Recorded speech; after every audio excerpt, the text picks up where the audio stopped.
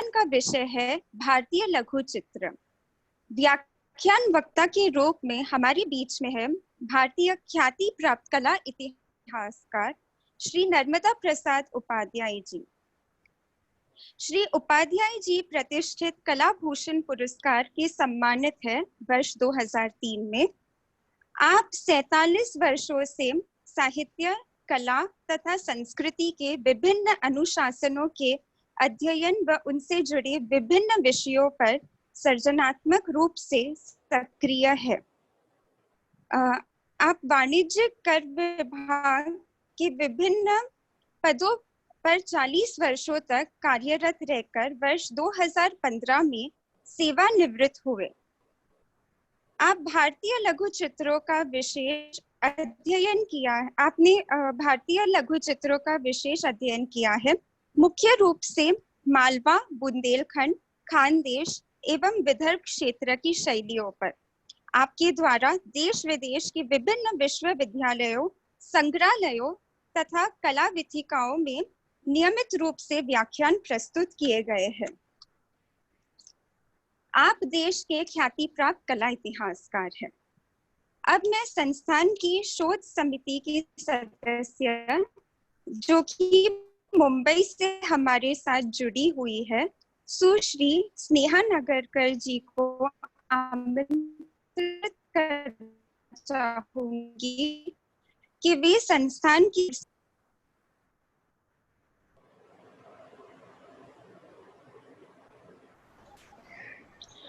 धन्यवाद हितांगी जी। Am I audible?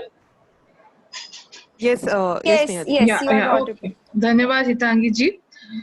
मैं स्नेहा नगरकर ब्रज संस्कृति शोध संस्थान श्री गोदा विहार वृंदावन की ओर से हमारे आज के आदरणीय वक्ता श्री नर्मदा प्रसाद उपाध्याय जी तथा व्याख्यान में उपस्थित सारे प्रतिभागियों का मनपूर्वक स्वागत करती हूँ। ब्रज या व्रज ऐसी पावन भूमि है जो स्वयं भगवान श्री कृष्ण की वपु लीला भूमि रही है। इस पवित्र भूमि पर ब्रज संस्कृति शोध संस्थान पिछले 1 दशक से ब्रज संस्कृति के संवर्धन का कार्य अविरत कर रहा है। ब्रज संस्कृति शोध संस्थान की स्थापना 18 अप्रैल 2010 को विश्व धरोहर दिवस यानी कि वर्ल्ड हेरिटेज डे के अवसर पर हुई थी। आरंभ से संस्थान पांडुलिपियों के संवर्धन तथा दस्तावेजीकरण का कार्य कर रहा है। संस्थान के कोषागार में विविध भाषाओं के कुल 3000 पांडुलिपियां, बहियां तथा ताम्रपट हैं। संस्थान के रेफरेंस लाइब्रेरी में ब्रज के इतिहास तथा संस्कृति से निगडित 5000 पुस्तकें तथा रिसर्च जर्नल्स का संचय किया गया है। ब्रज के विषय में वर्तमान समय तक जितनी भी पुस्तकें प्रकाशित हुई हैं, उनमें से लगभग सभी पुस्तकें संस्थान के ग्रंथागार में है। संस्थान के कोष में सबसे प्राचीन चांदी के पंच मार्क कॉइन्स से लेकर आधुनिक सिक्कों का संग्रह किया गया है। संस्थान द्वारा आज तक अनेक राष्ट्रीय तथा अंतर्राष्ट्रीय संगोष्ठी, चर्चा सत्र, व्याख्यान तथा प्रदर्शनी का आयोजन किया गया है। संस्थान के प्रकाशन प्रभाग से समय समय पर ब्रज के इतिहास तथा संस्कृति से जुड़ी अत्यंत महत्वपूर्ण पुस्तकों तथा ब्रोशर्स का प्रकाशन किया गया है। मैं फिर से आप सभी का इस व्याख्यान में स्वागत करती हूँ। नमस्कार, राधे राधे, धन्यवाद। धन्यवाद स्नेहा जी। आगे बढ़ने से पहले मेरी आप सबसे विनती है कि आप कृपया करके अपने जो भी प्रश्न एवं कमेंट्स हो उन्हें चैट बॉक्स में लिखें। इन सब प्रश्नों को श्री उपाध्याय जी व्याख्यान समाप्त होने पर संबोधित करेंगे। अब व्याख्यान माला आगे बढ़ाते हुए मैं श्री नर्मदा प्रसाद उपाध्याय जी को आमंत्रित करती हूँ कि वे कृपया अपना व्याख्यान प्रारंभ करें। सर। धन्यवाद हितांगी और स्नेहा। आज के इस वेबिनार के संयोजक, ब्रज संस्कृति शोध संस्थान के सचिव, प्रख्यात संस्कृतिविद आदरणीय लक्ष्मी नारायण जी तिवारी तथा उनके सभी सहयोगियों का मैं हृदय से आभार व्यक्त करता हूं कि उन्होंने मुझे इस व्याख्यान के लिए और इस प्रस्तुतिकरण को प्रस्तुत करने का अवसर प्रदान किया। मैं उन सभी व्यक्तिगत संग्राहकों और श्रोतों का भी हृदय से आभारी हूँ जिनके द्वारा उपलब्ध कराए गए इन चित्रों, लघु चित्रों का यहाँ आप सबके समक्ष प्रदर्शन किया जाएगा। यह एक निश्चित ही बड़े सौभाग्य का विषय है कि हम भारत की एक ऐसी विरल विरासत से परिचित होने जा रहे हैं जिस विरासत के संबंध में हमें बहुत कम जानकारी है। विश्व के विभिन्न संग्रहालयों में, कला संग्राहकों के पास और कला वीथियों में भारतीय लघुचित्र बिखरे पड़े हैं, किंतु इनके संबंध में किसी को कोई जानकारी नहीं है।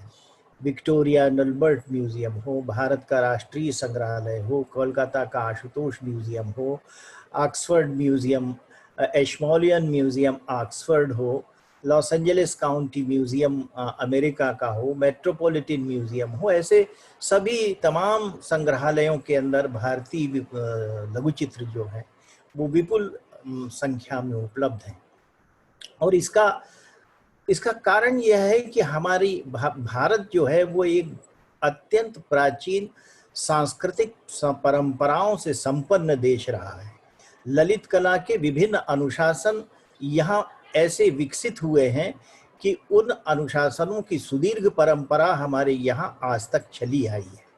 इसलिए इस अनुशासन से रूबरू होना, इन लघुचित्रों के संबंध में जानना, इन्हें देखना, विभिन्न शैलियों में ये कैसे रचे गए इसके बारे में जानकारी लेना अपने आप में बड़ा सुखद और रोचक अनुभव होगा। मित्रों, इन लघुचित्रों को देखकर मेरे मन में यह विचार आता है कि पहले सृष्टि बनी होगी, पृथ्वी बनी होगी या रंग, और मुझे लगता है कि रंग पहले बने होंगे। पहले इंद्रधनुष उगा होगा, सूर्य की पीली आभा और चंद्रमा की चंदनी चांदनी पूरे वातावरण में बिखरी होगी। आकाश ने अपनी नीलिमा पूरे ब्रह्मांड में फैलाई होगी, उसकी छटा विस्तीर्ण रूप से फैली होगी, और फिर ये सब रंग इकट्ठे होकर सृष्टि के, पृथ्वी के जन्मने की बाट जो होने लगे होंगे। और जब धरती जन्मी होगी तो इन रंगों ने उसे अपने विभिन्न वर्णों से रंग दिया होगा। सृष्टि के, पृथ्वी के जन्म के बाद जब मानव जन्मा होगा तो उसके मन की मुंडेर पर इन सभी रंगों ने मिलकर सृजन के गीत गाए होंगे, और दसों दिशाओं से रेखाएं दौड़ती आकर इन रंगों से एकात्म हो गई होंगी। रंगों और रेखाओं का यह मिलन हमारी सृष्टि के आरंभ से ही बिना उसका नैरंतर्य खंडित हुए आज तक बनता चला आ रहा है। यह रंगों और रेखाओं का उत्सव सृष्टि के उदय काल से जारी है, और यह हम सबका एक सुअवसर है, सौभाग्य है कि हम सब आज ऐसे ही रंगों और रेखाओं के उत्सव के साक्षी हैं। ये रंगों और रेखाओं का उत्सव हमारे कलाकारों ने, हमारे पुरखों ने बड़े संजीदा रूप से शताब्दियों पूर्व से मनाना आरंभ किया। मध्यकाल में विशेष रूप से विभिन्न शैलियों में हमारे यहाँ चित्र बने, जिन्हें लघुचित्र कहा जाता है। लघुचित्र क्या है यह भी मैं आपसे निवेदन करूँगा, और इन लघुचित्रों के संबंध में भी आपको जानकारी दूंगा। लेकिन यह जो प्रस्तुतिकरण है यह मुख्य रूप से 2 भागों में बटा है। 10-15 मिनट में मैं बहुत संक्षेप में आपको इसकी पृष्ठभूमि से परिचित कराऊंगा, ताकि उसकी जानकारी आपको रहे, और जब आप चित्र देखें तो उसकी पृष्ठभूमि से परिचित हो सके, और उसके बाद विभिन्न शैलियों की इन लघु चित्रों को आपको प्रदर्शित करूंगा। तो ये जो हमारे यहाँ परंपरा है, जैसे मैंने निवेदन किया कि भारत एक बड़ा सांस्कृतिक देश रहा है। आदिकाल से ही यहाँ ललित कला के विभिन्न अनुशासन जो विद्यमान रहे हैं, उनमें चित्रांकन का बड़ा महत्वपूर्ण अनुशासन है। और विष्णु धर्मोत्तर पुराण में तो इसे कहा गया है कि कला नाम प्रवरम चित्रम धर्म कामार्थ मोक्षदम। यह धर्म, अर्थ, काम और मोक्ष को प्राप्त करने का एक साधन है। हमारे यहाँ चित्रों को लेकर, चित्रांकन को लेकर उसके कई नाम दिए हुए हैं। आलेख्य, चित्रकर्म, चारुशिल्प, ललित कला, रूपलेखा और कल्पवल्ली जैसे नाम दिए गए हैं। फिर विष्णु धर्मोत्तर पुराण की बात करें तो उसके अंदर हमारे यहाँ चित्रों की 4 श्रेणियां बताई गई हैं: सत्य, वेणिक, नागर और मिश्र। फिर यह जानकारी भी मिलती है कि द्रविड़, बेसर और नागर जैसी चित्र शैलियां हमारे यहाँ प्राचीन काल में प्रचलित थीं। चित्रों के कई नाम दिए गए हैं, सत्य, वेणिक, नागर और मिश्र विष्णु धर्मोत्तर पुराण में नाम दिए गए हैं। लेकिन इसके अलावा चित्राभास, अर्ध चित्र, धूलि चित्र, अविद्ध चित्र, विद्ध चित्र, रस चित्र, पट चित्र, फलक चित्र, भित्ति चित्र, ये सब चित्र बताए गए हैं। और लेप्य चित्रों की भी एक श्रेणी जो है वो बौद्ध वांग्मय में हमें दिखाई देती है। इसके अलावा अल्पना है, सांची है, मांडने है, ये देन हमारे लोक की है। यह भी चित्रांकन की परंपरा का एक प्रभावशाली और महत्वपूर्ण अंग है। हमारे यहाँ षडंग दर्शन के रूप में कामसूत्र की जो जयमंगला नाम की टीका है, उस टीका में रूप भेद, प्रमाण, भाव, लावण्य योजना और वर्णिका भंग, ये 6 अंग जो हैं चित्र के बताए गए हैं। पश्चिम में 5 अंग होते हैं। वर्णिका भंग जो रंगों और रेखाओं के एकात्म होने की चरम स्थिति या परिणति है, वह पश्चिम के अंदर अनुपस्थित है। अब यदि हम चित्रांकन की परंपरा की बात करें तो प्रागैतिहासिक रूप से तो हमें अनेक चित्र आदि मानव के द्वारा बने हुए दिखाई देते हैं।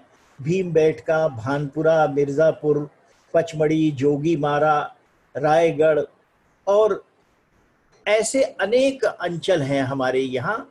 बहुत सारे खोज लिए गए हैं, बहुत सारे अभी भी खोजे जाने हैं। तो यह परंपरा हमारे यहाँ चली आ रही है। लेकिन दुर्भाग्य की बात यह है कि आदि मानव के द्वारा बनाए गए इन शैल चित्रों या गुफा चित्रों, जैसे भीमबेटका का मैंने अभी उदाहरण दिया, उसके बाद की परंपरा में एक लंबा अंतराल दिखाई देता है। हमारे यहाँ संदर्भ तो बहुत मिलते हैं। संदर्भ तो हमारे यहाँ वेद में, ऋग्वेद में ही मिलता है कि जहाँ एक अग्नि का चित्र चमड़े के ऊपर बनाया गया था, और उसके बाद एक लंबा अंतराल है। लेकिन 500 ईस्वी से लेकर 200 ईस्वी तक महात्मा बुद्ध से लेकर अशोक के काल तक के जो उत्खनन हुए हैं, विशेष रूप से विदिशा में और उत्खनन हुए उज्जैनी में हुए, वहाँ हमें ऐसे मृदभांड मिले हैं जिन पर चित्रांकन है।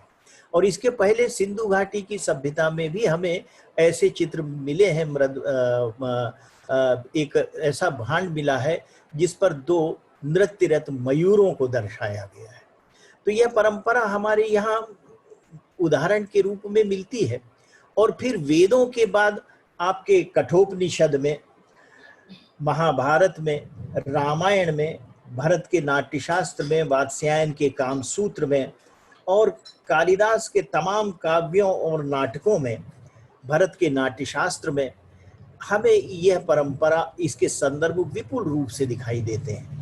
फिर उसके बाद चाहे बाणभट्ट की कादंबरी हो, भवभूति का उत्तर रामचरित हो, मानसोल्लास हो, भोज का सम्रांगण सूत्राधार हो और दामोदर पंडित का कुटिनिमत हो 12वीं 13वीं शताब्दी तक, या विद्यारण्य मुनि की पंचदशी हो, इस सब के बारे में बहुत विस्तार से बात की जा सकती है। लेकिन विषयांतर होगा, इसलिए मैं उसके संबंध में बहुत संक्षेप में यह निवेदन करना चाहता हूँ कि हमारे यहाँ चाहे श्रमण परंपरा हो या सनातन परंपरा हो, हमारे यहाँ जैन परंपरा में भी सुरसुंदरी कहा, नाया धम्म कहाओ और तरंगवती जैसे ग्रंथ हैं जिसमें विशद उदाहरण सहित संदर्भ चित्रांकन के दिए गए हैं। बौद्धों के अंदर पिटक है, जातक है, चुल्लुवग्ग है, थेर गाथा है। इन सब ग्रंथों के अंदर विस्तार से हमें चित्रांकन के संदर्भ मिलते हैं। लेकिन इसका ऐतिहासिक रूप से सबसे बड़ा उदाहरण है अजंता।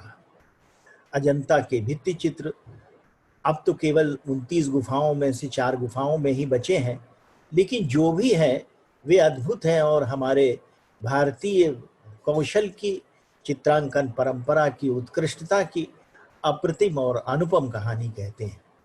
अजंता के बाद फिर बाघ है, सित्तनवासल है, बदामी है। इन गुफा चित्रों के संबंध में फिर कभी चर्चा की जा सकती है। हमें विस्तार से जानकारी मिलती है। हालांकि कुछ अजंता के बाग के मैं आपको भित्ति चित्र दिखाऊंगा ताकि उससे मालूम हो कि हमारे पुरखों ने उस समय शुंग वंश से लेकर वाकाटक वंश तक अजंता में ईसा पूर्व दूसरी सदी से लेकर 6वीं शताब्दी तक अंकन हुए हैं।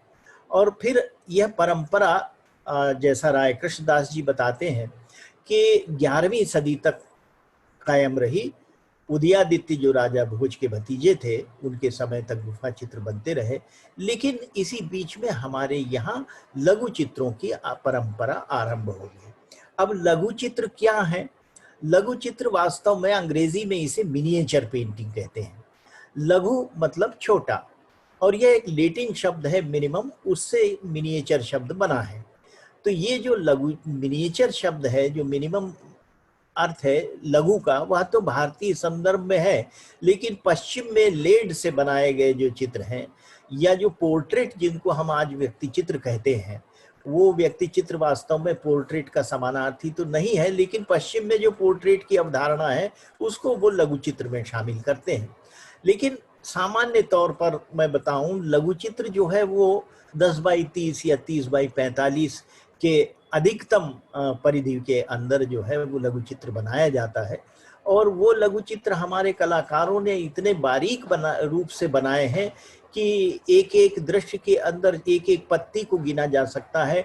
उनने इतने सुंदर चित्र बनाए हैं कि एक ही चित्र में भागवत के कई प्रसंगों को चित्रित कर दिया है।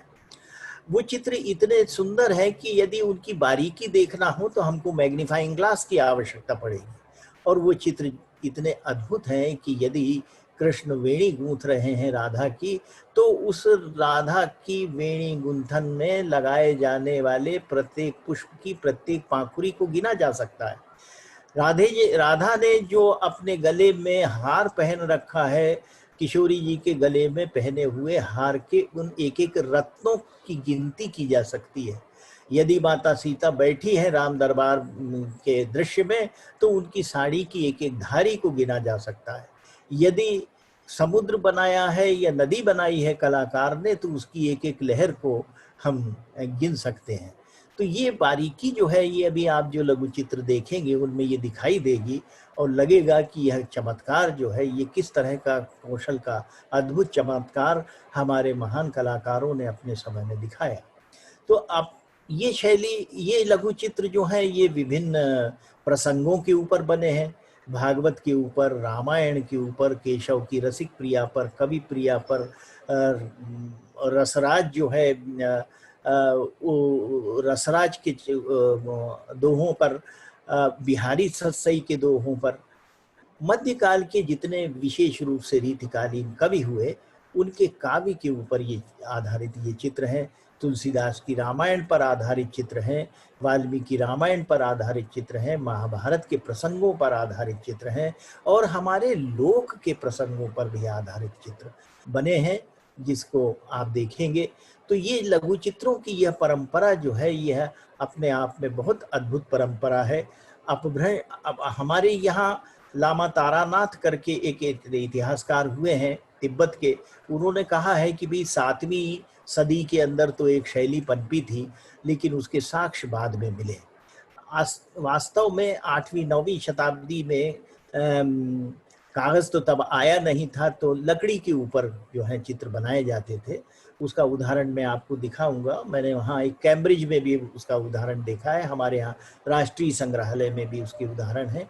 और असली में लघु चित्रों का काल आरंभ होता है 10वीं सदी से, पूर्वी बंगाल से, जहाँ देवपाल और धर्मपाल जैसे शासकों ने बौद्ध धर्म के आधार पर प्रज्ञापारमिता, महामयूरी, पंचराक्ष जैसे ग्रंथों के आधार पर उसमें जो प्रसंग दिए हुए हैं चित्र बनवाए। और फिर यह परंपरा आगे चली और अपभ्रंश शैली के अंदर, अपभ्रंश शैली के अंदर जो है वो अंकन हुए। उस समय जो भाषा का एक भ्रष्ट रूप अपभ्रंश के रूप में व्याप्त हो गया था, राय कृष्णदास जी ने उस शैली के चित्रों को भी अपभ्रंश शैली का नाम दिया और वह लगभग 500 वर्षों तक बने, जिसमें विशेष रूप से जैन चित्रांकन जैन ग्रंथ चित्रित हुए, निशीथ चूर्णी, कालकाचारी कथा, कल्पसूत्र और इस तरह के जो अनेक जैन ग्रंथ थे वो बने। फिर हमारे यहाँ बाल गोपाल स्तुति, गीत गोविंद और रति रहस्य जैसे सनातन ग्रंथ भी उसमें चित्रित हुए। उसके बाद का काल सल्तनत काल है, 16वीं सदी के बाद का। उसके बाद का काल मुगल काल का है, जब ज़हीरुद्दीन मोहम्मद बाबर ने यहाँ आक्रमण कर भारत के अंदर अपना राज्य स्थापित किया। उसके समय में और हुमायूं के समय में तो चित्र नहीं बने, क्योंकि बाबर का शासनकाल अल्प रहा और हुमायूं का शासनकाल जो है वो तो उसका भटकते भटकते बीता। जैसा स्टेनली लेनपूल ने कहा है कि his name means fortunate but never was an unlucky monarch more miscalled, he tumbled throughout his life and he tumbled out of it। उसका नाम तो भाग्यशाली था, लेकिन वह दुर्भाग्य, उससे बड़ा दुर्भाग्यशाली कोई दूसरा नहीं हुआ। गिरते पड़ते उसका जीवन बीता और गिरते पड़ते ही उसकी मृत्यु हुई। तो वो लेकिन बहुत प्रेमी था वो चित्रों का। जब अपने during the times of his exile when he was staying in Iran with Shah Tahmasp, then he was very keen to look into the styles of the contemporary art। तो वो उसमें बहुत रुचि थी शाह तहमास्प के समय में, और उसकी विरासत उसे बाबर से मिली थी, जिसके समय में चित्र लघु चित्र भले न बने हों, लेकिन उस समय के महान कलाकार कमालुद्दीन बेहजाद के काम की उसने समालोचना की है। तो हुमायूं ने अपने साथ उस समय के 3 जो कलाकार थे, उस्ताद कलाकार अब्दुस समद शिराजी और मीर सैयद अली, इनको अपने साथ लाया। इन्होंने उसके समय में तो नहीं, लेकिन अकबर के एटिलियर में, अकबर के दरबार में उसने उनकी चित्रशालाओं में काम किया और अकबर के समय में मुख्य रूप से मुगल कलम पनपी। इसका उत्कर्ष पाया जहांगीर के समय में। इसने जहांगीर के समय में चित्रकला के बारे में जहांगीर ने अपनी आत्मकथा जहांगीरनामा में लिखा भी है। उसने लिखा है कि मैं कोई एक चित्र मेरे सामने आता था तो मैं ये देख के बता सकता था कि इसका कौन सा अंग किस चित्रकार ने बनाया है। जहांगीर के बाद शाहजहां के समय में तो स्थापत्य का बोलबाला रहा, इसलिए वहाँ ज़्यादा चित्र जो बने उनमें बारीकी ज़्यादा थी। और उसके बाद के अंकन जो है वो औरंगजेब तो जो है उसका विरोधी था। उसने कहा था कि इसका तो जनाजा निकाल देना चाहिए। उसके समय में चित्रकला का पराभव हुआ। लेकिन एक अच्छी बात यह हुई, सौभाग्य का यह विषय रहा कि मुगल दरबार के जो चितेरे थे वो राजस्थान के पहाड़ के रेगिस्तान में और पहाड़ों में, हिमाचल प्रदेश और पंजाब की पहाड़ियों में वहाँ के राजाओं के यहाँ चले गए और वहाँ की देशज जो चित्रकला शैलियाँ थी उनके समन्वय के साथ उन्होंने रंगों और रेखाओं का एक अद्भुत चमत्कार रच दिया, जिसके आप दर्शन करेंगे। उसके बाद फिर उसी समय में दक्षिण में भी चित्र बने, मांडू में भी चित्र बने, कच्छ में भी चित्र बने और बीजापुर में, गोलकुंडा में, हैदराबाद में, बीदर में, सब जगह ये जो हैं ये चित्र बने। इनके बहुत सुंदर उदाहरण जगदीश मित्तल, कमला मित्तल संग्रह हैदराबाद में है, कनोडिया संग्रह पटना में है, जेपी गोयन का संग्रह में, ऐसे अनेक व्यक्तिगत संग्रहों के अंदर हैं। तो ये फिर उसके बाद जब अंग्रेज़ों का शासन आया तो हमारे यहाँ कंपनी शैली के चित्र बने। इन सब चित्रों के संबंध में विस्तार से जानकारी देने की बजाय मैं चाहूँगा कि अब मैं आपको इन चित्रों के माध्यम से हमारी उस चित्रांकन यात्रा पर ले चलूं जो मध्यकाल से लेकर आधुनिक काल तक विभिन्न चरणों में, विभिन्न समयों में हमारे महान चित्रकारों ने हमें सौंप दी है। यह तो गणेश जी का चित्र है पहाड़ी शैली का। ये अजंता की जो मैं ये बात कर रहा था, ये अजंता के बोधिसत्व पद्मपाणि हैं, अवलोकितेश्वर जिनको कहा जाता है। और बुद्ध का इतना बोलता हुआ चेहरा और हल्का स्मित और उनकी गंभीर मुद्रा यह विश्व में अद्वितीय है। यह वहाँ की सुंदरी है जिसका कि अंकन यहाँ किया गया है। और राय कृष्णदास जी के शब्द उधार लेकर ये मैं कहूँ तो आप ये देखिए कि क्या क्या बनाया है अजंता के चित्रकार ने। भिक्षु, ब्राह्मण, सैनिक, राज परिवार, कंचुक, निरीह सेवक, निर्दय वधिक, शांत तपस्वी, क्रूर शिकारी, साधु के वेश में धूर्त, कुलांगना, परिचारिकाएं और विदेशी नागरिक। और भाव देखिए क्या भाव बनाए हैं, प्रेम, लज्जा, हर्ष, हास्य, शोक, भय, आश्चर्य, क्रोध, उत्साह, शांति, एकाकिता, विराग और चिंता।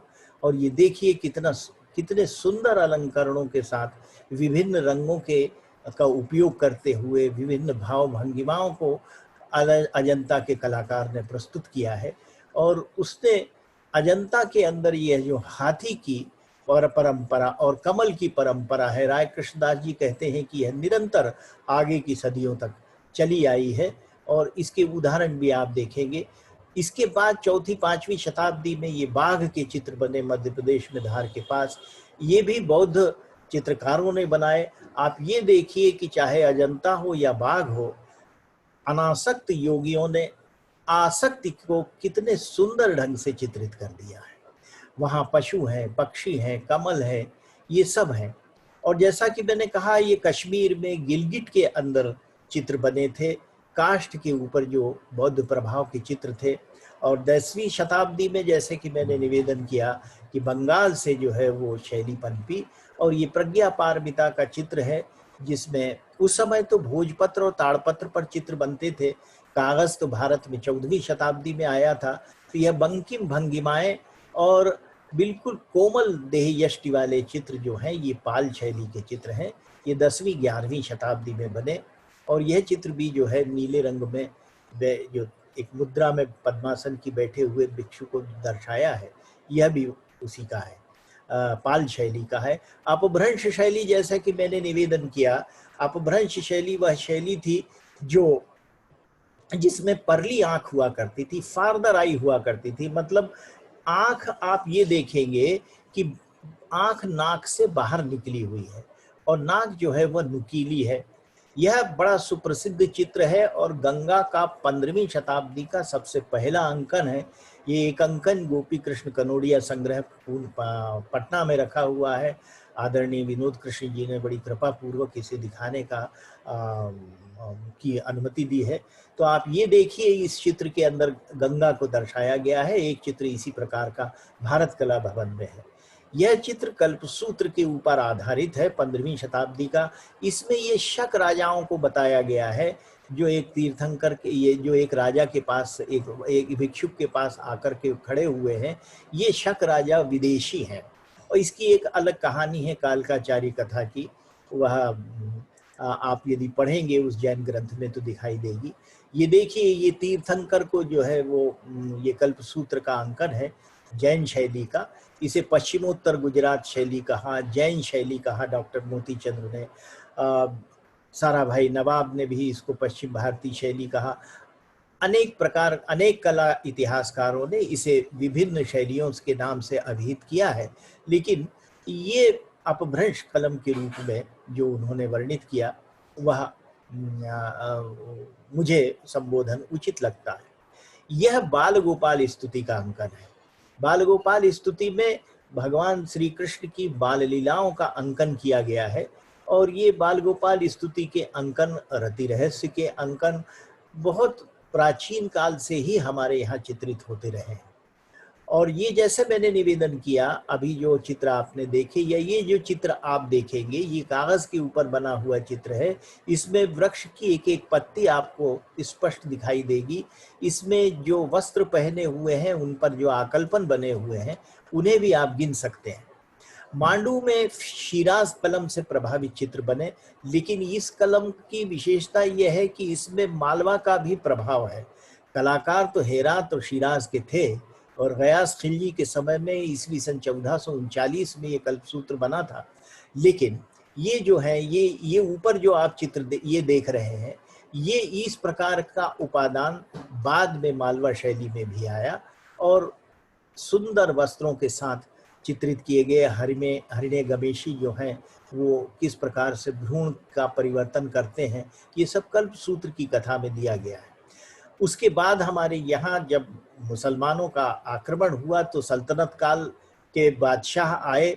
सल्तनत काल का समय जो है वो चित्रकला के पराभव का समय था, क्योंकि मुसलमान लोग या इस्लाम के अंदर चित्रांकन जो है वो निषिद्ध माना गया है। लेकिन फिर भी उस समय के कलाकारों ने मृगावत पर, लौरचंदा के ऊपर आधार पर चित्र बनाए। कुरान के कुछ सचित्र पन्ने भी चित्रित किए गए। ये लौरचंदा का अंकन है। यह एक विदेशी का अंकन है। उस समय आप देखिए किस प्रकार के पेड़ बना करते थे। अब यह अंकन शाहनामा का है जो फिरदौसी ने रचा था और उसकी एक कथा के ऊपर आधारित ये चित्र है। उसी समय मीठाराम भागवत भी चित्रित हुए।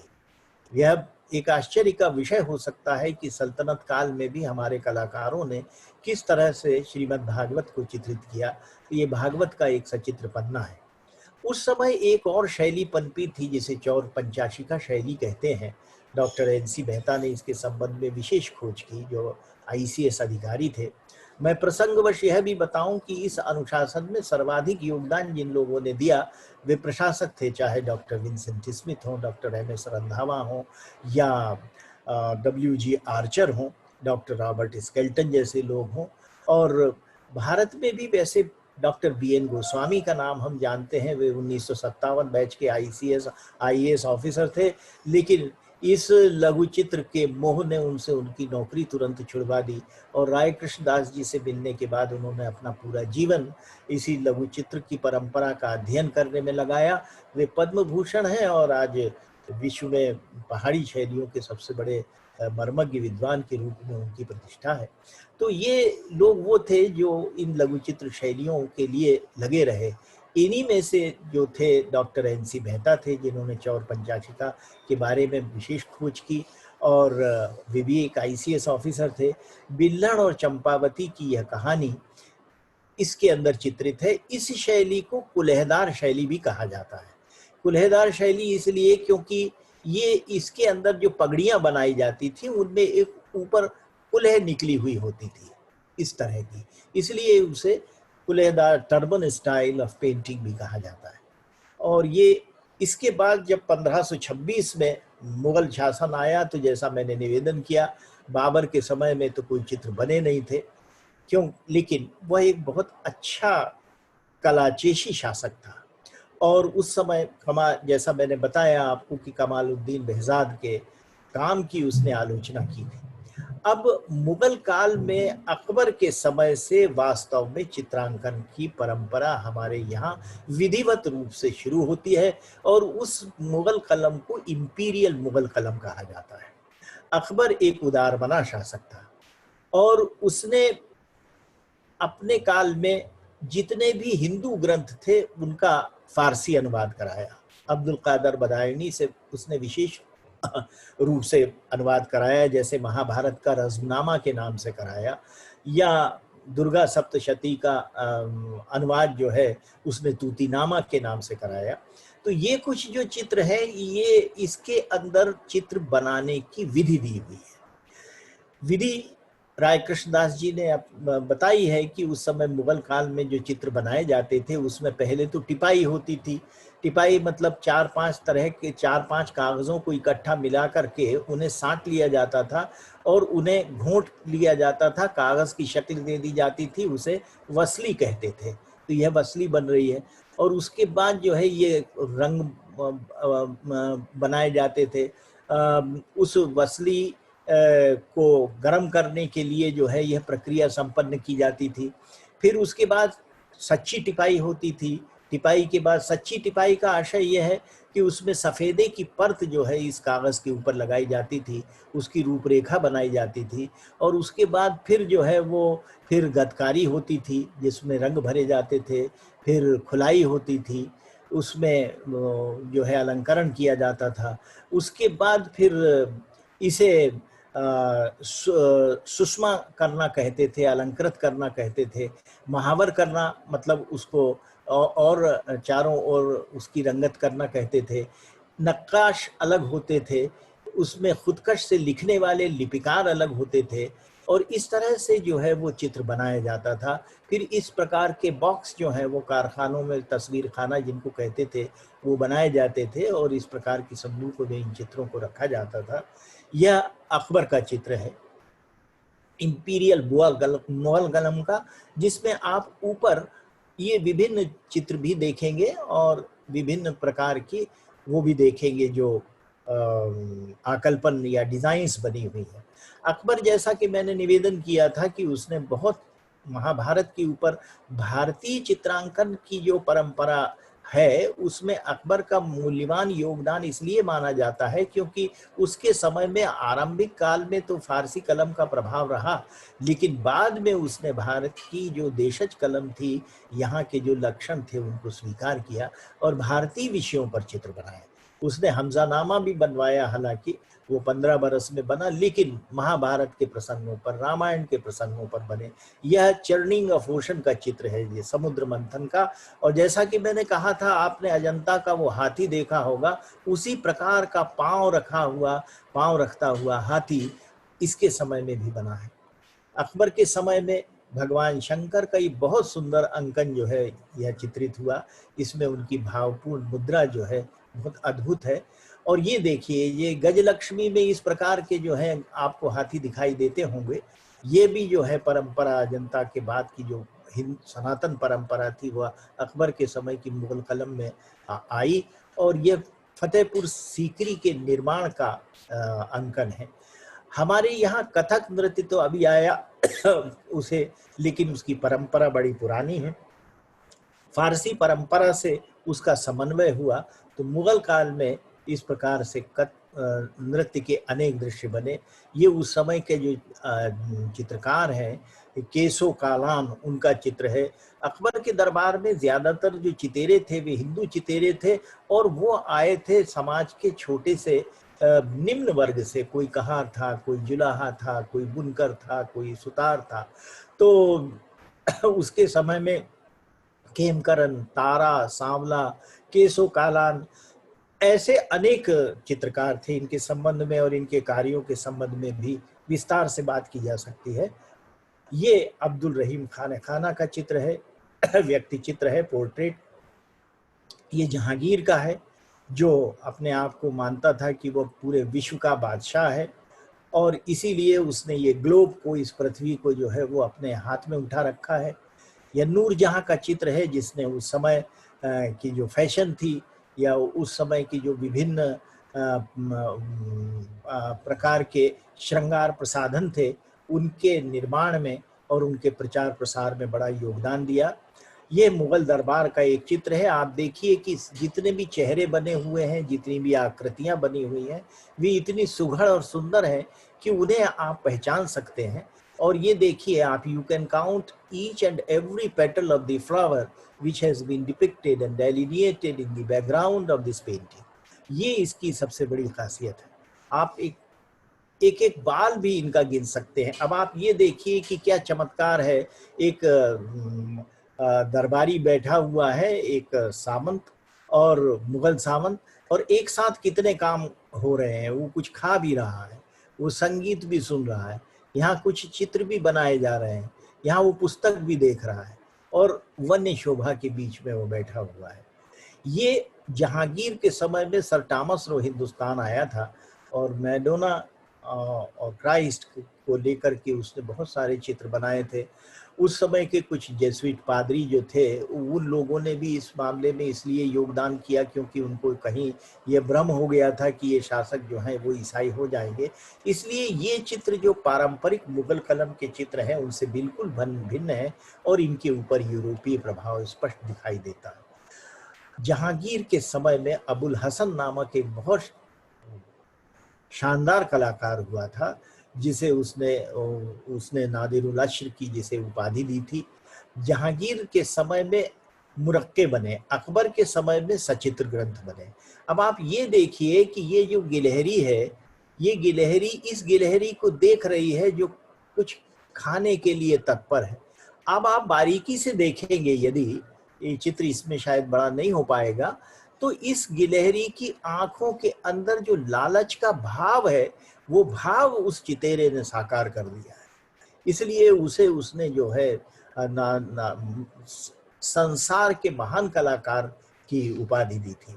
उसके यहाँ एक और महान कलाकार था जो प्रकृति की शोभा और पशु पक्षियों के चित्र को उरेहने में बड़ा प्रख्यात था और उसका नाम था उस्ताद मंसूर। उसने ये ब्लैक बक या ये जो हरिण है काला, इसको चित्रित किया है। उसने बहुत सारे चित्र बनाए। जहांगीर को चित्रांकन का बहुत शौक था। जहांगीरनामा में उसने इसका विशद वर्णन किया है। बल्कि ये भी कहा जाता है कि जब कभी वो बाहर गया तो उसने उस्ताद मंसूर को और गोवर्धन नाम के चितेरे को अपना साथ रखा। मांडू में जब आया तो वहाँ की शोभा के चित्र उसने गोवर्धन से बनवाए। तो ये चित्र जो है ये उस्ताद मंसूर का बनाया हुआ है काले हरिण का।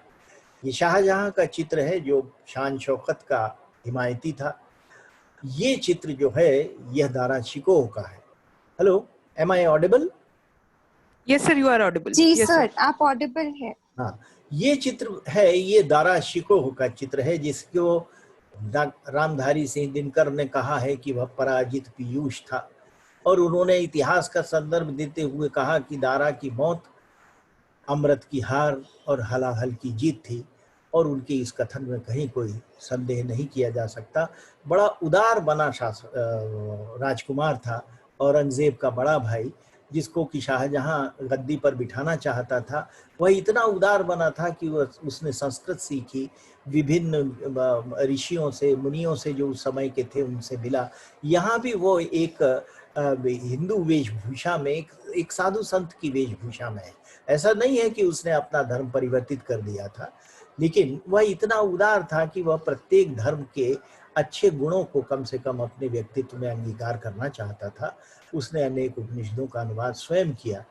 दारा शिकोह का ये बड़ा दुर्लभ चित्र है। ये चित्र भी मुगल कला का चित्र है, जिसमें बैठे हुए मजनू और लैला को दर्शाया गया है।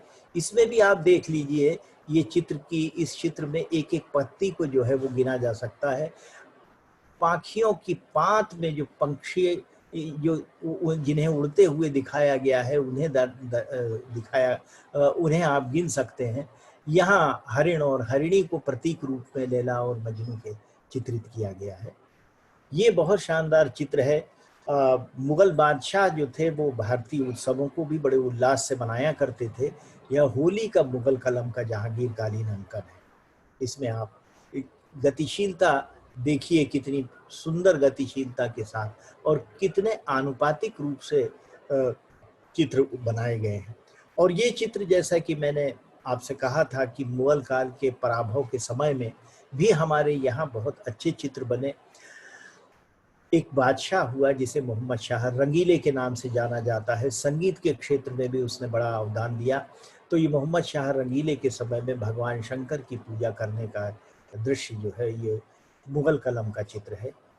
ये एक चित्र प्रोविंशियल मुगल कलम का है। जैसे मैंने कहा कि उसमें मुगल कलम के कई भेद है, इंपीरियल, सब इंपीरियल, बाजार मुगल, प्रोविंशियल मुगल। तो ये मुगल कालीन चित्र है जिसमें नायिका को हाथी पर बैठा हुआ राजकुमार ले जा रहा है रात्रि के समय। और ये जो चित्र है ये आप देख लीजिए, ये मुगल कालीन द्वारिका है। इसमें भगवान कृष्ण को बैठे हुए चित्रित किया गया है, लेकिन ये पूरा का पूरा दृश्य जो है वह द्वारिका का चित्र है। मुगल काल में के चितेरी की कल्पना की द्वारिका यह है। और यह कहा जाता है कि मुगल काल के अंदर जो चित्र बने वो चित्र ज्यादातर उन सम्राटों की, मुगल शासकों की रुचि के अनुसार बने जिन मुगल शासकों ने यहाँ शासन किया, इसलिए आभिजात्य का प्रभाव था। लेकिन ऐसा नहीं है। वो चित्रकार जो थे वो तो ज्यादातर अपने उस पृष्ठभूमि से आए थे जो निर्धनता की पृष्ठभूमि थी, निम्न वर्ग के लोग थे। इसलिए मुगल बादशाहों के यहाँ काम करते हुए भी, चाहे वो केसों हो, दसवंत हो, बसावन हो, मिस्कीन हो, ये इन कलाकारों के से अपना जग, अपना संसार, अपना लोक नहीं छूटा था। इसलिए उन्होंने जो है वो अपने लोक को, ये रहट का जो है वो चित्र बनाया। ये भी मुगल कालीन है। और ये बहादुर शाह जफर हैं, 2 गज ज़मीन न मिल सकी जिस कुए यार में, जैसी गज़ल कहने वाले, ये अंतिम बादशाह माने जाते हैं मुगल। और ये बहादुर शाह जफर का ही चित्र है जब वो सिंहासन के ऊपर भारत के बैठे थे। ये मिर्ज़ा गालिब का चित्र है जो मुगलिया दौर में अंतिम समय में बना। जैसा कि मैंने कहा, दक्कन के अंदर, दक्षिण भारत के अंदर चित्र बनाए गए थे। बीजापुर, गोलकुंडा, बीदर, बाद में हैदराबाद, ये सब ऐसे, अहमदनगर, ये अहमदनगर, गोलकुंडा और बीजापुर, ये 3 स्थान ऐसे थे जहाँ ज्यादातर चित्र बने। अब आप देखिए, मुगल कलम के चित्रों में और इनमें आपको बड़ा अंतर दिखाई देगा। इनमें विदेशी प्रभाव कहीं अधिक है। अफ्रीका से उनका विशेष प्रभाव, अफ्रीका से उनका जो है वो विशेष संबंध था। इब्राहिम आदिल शाह जो गोलकुंडा का बादशाह था, उसका चित्र है ये शानदार चित्र है। Art gallery of New South Wales में भी एक चित्र है, और ये चित्र है national gallery of Australia Canberra में रूपमती और बाज बहादुर का दक्कनी कलम का बना हुआ चित्र है। इसमें ये देखिए, यहाँ भी इन्होंने एक कपल बनाया है, एक जोड़ा बनाया है हरिण और हरिणी का।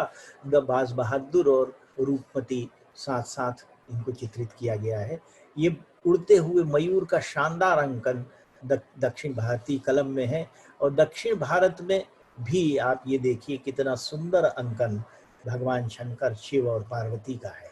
इसकी पृष्ठभूमि में सिंदूरी लाल रंग में आकाश को देखा जा सकता है। यह स्थापत्य जो है, इसकी बारीकी, यदि इस चित्र को आप विस्तार से देखेंगे तो इसके कंगूरे तक को आप गिन सकते हैं, इतनी बारीकी के साथ ये अंकन किए गए हैं। यह भी एक दैवीय अंकन जो है दक्षिण भारतीय शैली का है, जिसके अंदर आप सुंदर रंगों को देख सकते हैं। मुगल काल के अंदर विशेष रूप से, और बाद में जो राजस्थानी कलमों में भी थे चित्र, ये चित्र विशेष रूप से बनाए जाते थे। गिलहरी की पूंछ के बालों को से ब्रश बनाया जाता था, कलम बनाई जाती थी, तूलिका बनाई जाती थी। बकरी के कान के बाल निकाल करके उससे ब्रश बनाए जाते थे और उससे ये चित्र बनाए जाते थे। ये चित्र जो हैं ये धातु के रंगों से बनाए जाते थे, वानस्पतिक रंगों से बनाए जाते थे, रासायनिक रंगों से बनाए जाते थे। और फिर इनके कई नाम भी थे, अंबरी, तोतई मतलब तोते के रंग का, फाख्तई मतलब फाख्ता के रंग का। तो इस तरह के इन्होंने रंगों का नाम भी दिए थे। निज़ाम शाही और दौलत शाही, ये 2 प्रकार के जो हैं वो कागज़ भी उस समय बना करते थे जिन पर ये चित्र बनाए जाते थे।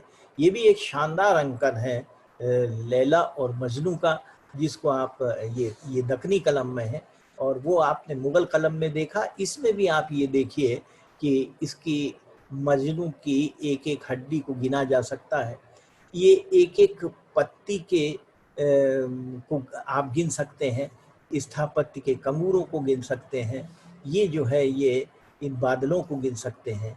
ये बैंगनी रंग का जो उपादान है, कार्ल खंडाला वाला ने जिसको कहा था कि ये मध्य भारत से दक्कन गया या दक्कन से मध्य भारत आया, तो मैंने इसके बारे में उन्हें बताया था कि ये मध्य भारत से दक्कन आया है। यहाँ भी आप ये देखिए जोड़ा इसका बताया है और यहाँ भी जोड़े के रूप में इनको बताया है 2 पक्षियों को।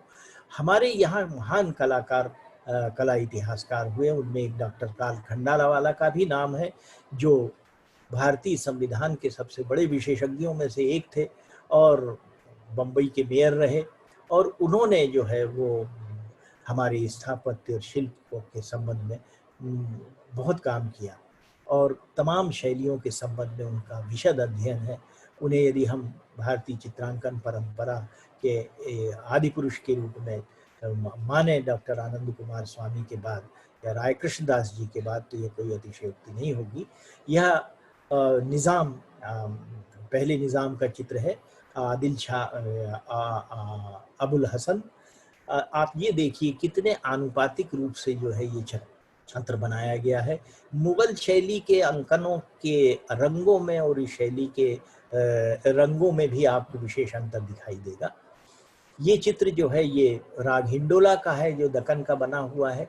इसमें भी आप ये देखिए कितना कलर कंट्रास्ट है, कितने सुंदर रंगों के विरोध के साथ जो है वो पूरी दृश्यावली रही गई है और पार्श्व में कितना सुंदर स्थापत्य है जिसकी बारीकी को देखा जा सकता है। छोटे छोटे स्थानों पर मुर्शिदाबाद में सुंदर चित्र बने। ये मुर्शिदाबाद नाम की एक जगह है जिसे हम प्रोविंशियल मुगल में भी कह सकते हैं। ये नारी कुंजर इसको कहते हैं। विभिन्न नारियों को जोड़ करके ये चित्र बना दिया गया है। इसकी ऊंट बना दिया गया है। कुंजर का मतलब वैसे हाथी होता है, तो नारी कुंजर बनाने की मध्यकाल में परंपरा रही, तो वो नारी कुंजर जो है बनाए जाते थे, तो हाँ उससे हाथी भी बना देते थे, ऊंट भी बना देते थे, तो ये ऊंट बनाया गया है। ये फर्रुखाबाद का बहुत शानदार चित्र है, रानी रूपमती और बाज बहादुर का। मांडू की रानी रूपमती और बाज बहादुर की कहानी इतनी प्रसिद्ध हुई कि अनेक अंकन लगभग प्रत्येक शैली में उनके बने। अवध जो है नवाब वाजिद अली शाह का, जिनको कथक का महान कलाकार भी माना जाता है, जिन्होंने कई गीत भी लिखे। ये देखिए वहाँ लखनऊ में कथक करते हुए, यमुना में कथक करते हुए नवाब वाजिद अली शाह दिखाई देते हैं, और उनके साथ आप एक एक चेहरे को गिन सकते हैं, एक एक चेहरे को पहचान सकते हैं यदि ये बड़ा किया जाए तो। ये चिकनकारी का काम जो लखनऊ में होता है उसका अंकन है। और ये देखिए, ये बहुत शानदार अंकन जो है अवध का है। ये भील शिकार कर रहे हैं हरिण का, और ये पीछे शिकार करने के लिए जो दृश्यावली अंकित की गई है उसमें वहाँ के सब नवाब हैं। एक दृश्य जो है उसमें राजकुमार घोड़े के ऊपर बैठे हुए हैं। बहुत शानदार चित्र ये अवध का है। यह भी एक अवध का सुंदर चित्र है, जिसमें राजकुमार को, रानी को ये एक बगीचे के अंदर दिखाया गया है। औरंगाबाद करके एक जगह है महाराष्ट्र में, वहाँ जोधपुर से कलाकार आए थे, और ये कलाकार जो थे इन्होंने औरंगाबाद की स्थानीय कलम के साथ मिल करके अंकन किया। ये भारत में जर्मनी के राजदूत थे डॉक्टर कोनार्ड साइट्स, उनके संग्रह का अद्भुत चित्र है नायिका का जो खड़ी हुई है। अब आप देखिए इतना सुंदर अंकन है इसमें भी।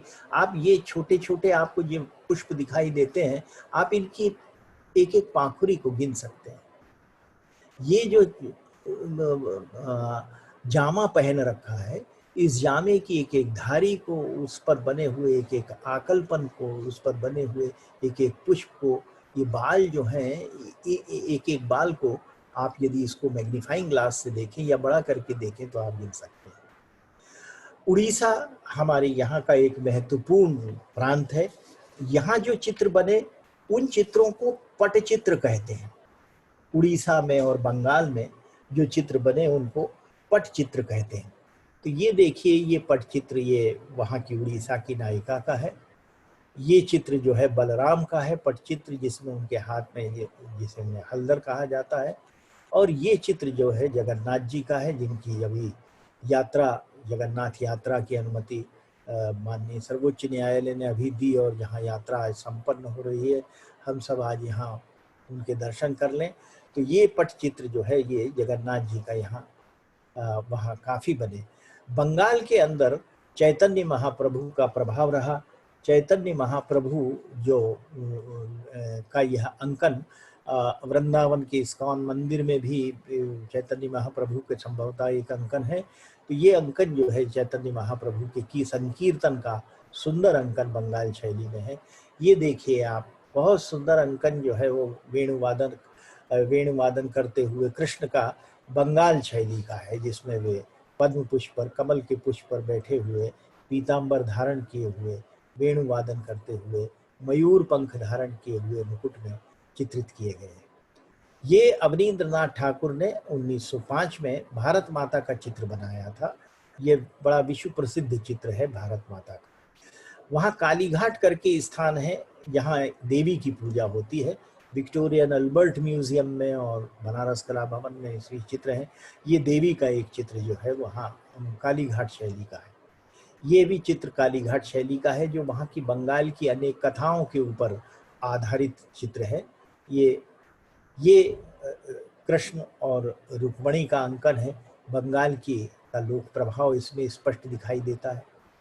पूर्वांचल में अर्थात आसाम के अंदर भी बहुत चित्र बने, और वहाँ विशेष रूप से शंकर देव ने जब कृष्ण लीला गाई 15वीं-16वीं शताब्दी में, तो उसके आधार पर अंकन हुए। ये कदम्ब के वृक्ष पर बैठे हुए कृष्ण का चित्र है।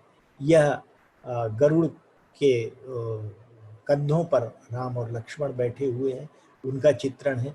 उत्तर भारत के चित्रों से मुगल काल में बने चित्रों से इन चित्रों का वैविध्य या इनकी भिन्नता स्पष्ट दिखाई देती है। कच्छ के रण से हम वाकिफ हैं। वहाँ राव दलपत के समय में बहुत शानदार अंकन हुए। ये राव लखपत जी का चित्र है, वो अपनी सेना के साथ जा रहे हैं। दक्षिण भारत के अंदर दक्षिण भारतीय चित्रांकन परंपरा के संबंध में विस्तार से बात की जा सकती है, विशेष रूप से वहां बनी हुई मंदिर सरणी के गुफा चित्रों के संबंध में। तो so far as the frescoes of South India, Deccan are concerned, they are fabulous and extensive studies have been made. So we have lot of literature, we have lot of paintings in, but so far as the tradition of miniature painting is concerned, that flourished more in North India than South. But so far as the frescoes are concerned, the murals are concerned, the South is really very rich. And but despite this fact, we have wonderful paintings, some based on Krishna Leela theme. दक्षिण भारत में भी कृष्ण लीला के आधार पर सुंदर अंकन हुए। अब आप ये देखिए, दक्षिण भारत के लोक प्रभाव के कृष्ण कैसे हैं, उड़ीसा के जो है वो कृष्ण कैसे हैं, और उत्तर भारत के जो है वो कृष्ण कैसे हैं, मुगल शैली में बनाए गए कृष्ण कैसे हैं। कृष्ण जो है वो हमारी चेतना में इस तरह समाये हुए हैं कि प्रत्येक संवेदना उन्हें अपने आप में ग्रहण करके अपने ढंग से रूपायित कर देती है। ये गणेश जी का ब्राह्मण वेश का चित्र है, दक्षिण भारत और मराठा शैली को मिला करके। यह चिदम्बरम नटराज की भंगिमा है। तंजावुर शैली में बहुत शानदार चित्र बने हैं। अब मध्य भारत में मालवा में बहुत चित्र बने, ये मालवा शैली का चित्र है। राम और लक्ष्मण को चित्रित किया गया है। मालवा शैली को लेकर बड़ी कंट्रोवर्सी है, बड़ा विरोधाभास है। कई प्रकार की इसके में मत है। कोई कहते हैं कि ये बुंदेलखंड की शैली को मालवा शैली कह दिया गया। डॉक्टर कोनार्ड साइट्स का ये मत है कि इसका केंद्र जो था पन्ना था और ये सारे चित्र बुंदेलखंड में बने। लेकिन प्रमाण ये है कि मालवा की अपनी शैली रही है और यहाँ ये चित्र बने हैं, पूर्वी मालवा में और पश्चिमी मालवा में। ये तोडी रागिनी का चित्र है जो मालवा कलम का बना हुआ है। मालवा शैली के 4-5 शैलियाँ थी अलग अलग। इसके केंद्र नरसिंहगढ़ थे। नरसिंहगढ़ के अंदर माधोदास नाम का एक चितेरा था जिसने सन 1680 में एक पूरी रागमाला चित्रित की थी, जिसे माधोदास की रागमाला के नाम से जाना जाता है। और फिर ये सुंदर अंकन जो है वो मालवा का है। आप ये देखिए, रास का चित्र है जिसमें मध्य में राधा और कृष्ण को नृत्यरत दिखाया गया है, और यहाँ भी वो पूरा गोले के अंदर चित्रित है। ये परवर्ती मालवा कलम का। मालवा कलम जो है वो काफ़ी पुरानी कलम मानी जाती है और राय आनंद कृष्ण ने इसके ऊपर काफ़ी काम किया। 1963 में उनकी पुस्तक निकली मालवा पेंटिंग, लेकिन उन्होंने ये कहा कि 1725 तक आते आते जो है ये मालवा कलम समाप्त हो गई थी। तो ये परवर्ती मालवा कलम का चित्र है। ये देखिए, ये दर्पण में अपना मुंह निहारते हुए ये जो है ये पश्चिमी मालवा का अंकन है। और जैसा कि मैंने आपको संकेत किया था, इस तरह के उपादान, ये इस तरह का आर्किटेक्चर जो सल्तनत काल में टोम्ब शेप में जो बना था वो मालवा कलम में भी उसी प्रकार से आया है। ये अमरूक शतक का चित्र है। अमरूक शतक का अंकन के 102 चित्र प्रिंस ऑफ वेल्स म्यूजियम में है, जिसे आजकल छत्रपति शिवाजी वास्तु संग्रहालय कहा जाता है। मालवा शैली के अद्भुत चित्र हैं। ये चित्र जिस आधार पर बना हुआ है वो बहुत सुंदर श्लोक है। नायिका को मालूम होता है, अचानक उसको अपने पति के, नायक के आने की सूचना मिलती है, तो उसके पास उनका स्वागत करने के लिए कोई उपादान, कोई चीज़ तो है नहीं। तो अमरूक ने लिखा है कि उसने फिर कुंद के पुष्प, मालिनी के पुष्प, मालती के पुष्प, इन्हें ये तो उसके पास थे नहीं, तो उसने अपने अंगों से उनका मंगल विधान किया, मंगल रचाया। आगमन का स्वागत करने के लिए, अभिनंदन करने के लिए उसने अपने दृष्टि के बंधनवार को बांधकर उनका मंगल किया और कलशों के स्थान पर अपने पसीने की बूंदों से भरे हुए कुछ कलशों से उन्हें अर्घ्य समर्पित किया। तो मंगल कलश और दृष्टि के वितान के माध्यम से अपने नायक का स्वागत करने के का चित्र जो है वह ये मालवा कलम में है। मध्य भारत में राघवगढ़ एक बहुत छोटी सी रियासत है, उसमें महाराजा धीरज सिंह ये थे जो 1694 से 1725 तक उन्होंने उनके समय में राघवगढ़ में बहुत शानदार चित्र बने आप, और वो भगवान राम के राघवगढ़ के शासक उपासक थे। तो ये देखिए राम और लक्ष्मण को हनुमान हाथी के ऊपर ले जा रहे हैं। चेस्टर बेट्टी संग्रह के अंदर ये बेमिसाल राघवगढ़ शैली का चित्र रखा हुआ है। यह माँ दुर्गा है। ये रागिनी टोडी का चित्र है राघवगढ़ का, और ये शानदार चित्र आप इसमें देखिए आनुपातिक रूप से कितनी सुंदर आकृतियां बनाई हुई हैं, एक ही पंक्ति के अंदर घोड़े खड़े हुए। ये बहुत सुंदर अंकन राघवगढ़ शैली का है, और ये परंपरा अजंता की हाथी के भागने की, हाथी के पैर रखने की जो चली आई है, ये मालवा कलम में हमें स्पष्ट दिखाई देती है। ये देखिए ये लेडी विद यो एक चक्री चलाती हुई महिला का अंकन है। राघवगढ़ की शैली की सबसे बड़ी विशेषता यह है कि यह बूंदी के निकट है, लेकिन इसमें उन्होंने अपने देशज रंगों का प्रयोग किया और ये वहाँ की स्थानीय कलाकारों ने चित्र बनाए। ये देखिए आप जो मिनिएचर पेंटिंग की विशेषता है, एक एक पुष्प के अंदर छोटे छोटे जो हैं आप जो छोटी छोटी चीज़ें हैं, छोटे छोटे जो चिन्ह हैं, संकेत हैं, प्रतीक हैं, उन्हें आप देख सकते हैं। आप पत्तियां गिन सकते हैं, आप पुष्पों की पाखुरियों को आप गिन सकते हैं, आप रंग भेद जो है वो अनुभव कर सकते हैं, आप ये पारदर्शिता देख सकते हैं, आप ये जो जामा है इसकी पारदर्शिता के साथ इसमें धारियाँ कितनी हैं ये देख सकते हैं। ये जो हाथ में इसने पिच्छी ले रखी है उसमें मयूर के पंख कितने लगे हुए हैं ये देख सकते हैं। फिर उसके बाद देवास में व्यक्ति चित्र बहुत बने 19वीं शताब्दी में। उज्जैन जो है वो चूंकि ज्योतिष का केंद्र रहा इसलिए वहाँ ज्योतिष के ऊपर आधारित चित्र बनाए गए। उससे लगा हुआ रतलाम है जहाँ राठौर राजाओं का शासन रहा तो उन्होंने शानदार चित्र बनवाए। सीतामऊ जो है वो डॉक्टर रघुवीर सिंह के नाम से जाना जाता है, वहाँ भी उस समय राठौर राजाओं ने चित्र बनवाए।